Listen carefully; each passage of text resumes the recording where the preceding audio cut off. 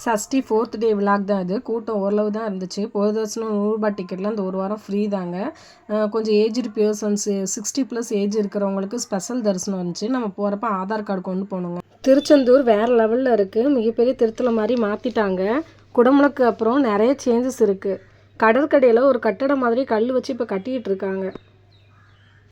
மாலை நேரத்தில் சூரியன் மறைய போகும்போது ஒரு ஈவினிங் 4 to 5 டைமுக்குள்ளே நம்ம கோபுர தரிசனம் செஞ்சால் சூப்பராக இருக்கும். சூரியனோட ஒளி கற்றைகள் கோபுரத்து மேலே விழும்போது நம்ம பார்த்தோன்னா ரொம்ப அருமையாக இருக்குங்க. சஷ்டி நடக்கிறதுனால அங்கங்கே முருகன் பாடல்கள் பாடிட்டு தாங்க இருந்தாங்க. பில்டிங் ஒர்க்ஸ் இன்னும் போய்கிட்டு தாங்க இருக்குது. நாங்கள் போன அன்னைக்கு மழையும் வெயிலும் மாறி மாறி இருந்துச்சுங்க. நாங்கள் போன அன்னைக்கு பீச் நார்மலாக தான் இருந்துச்சு.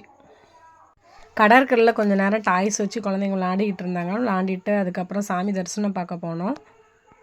இந்த சஷ்டி நடக்கிறப்ப ஃபுல்லாக அன்னதான இடம் அங்கங்கே போட்டுக்கிட்டு தாங்க இருந்தாங்க. நாங்கள் இந்த இடத்துல வந்து சாப்பிட்டோம். இதில் சாப்பாடு நல்லா இருந்துச்சு. காலைல வந்து டிஃபன் வந்து தோசை, இப்போ இட்லி, அதுக்கப்புறம் தயிர் சாதம், ஊறுகாய் எல்லாம் கொடுத்தாங்க. எல்லாம் டேஸ்ட்டாக இருந்துச்சுங்க.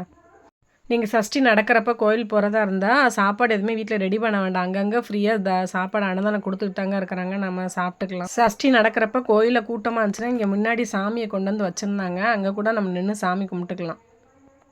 மேலே ஒரு மயில் இருக்குது பாருங்கள், அது அழகாக இருந்ததுங்க. அங்கங்கே கூடாரம் போட்டிருக்காங்க. அதில் சஷ்டிக்கு விரதம் இருக்கவங்கலாம் இருந்தாங்க. சஷ்டிக்கு இந்த வருஷம் விரதம் இருக்க முடியாதவங்க நெக்ஸ்ட் இயர் பண்ணுங்கள். கண்டிப்பாக வாழ்க்கையில் முன்னேற்றம் ஏற்படும். தேங்க்ஸ் ஃபார் வாட்சிங்.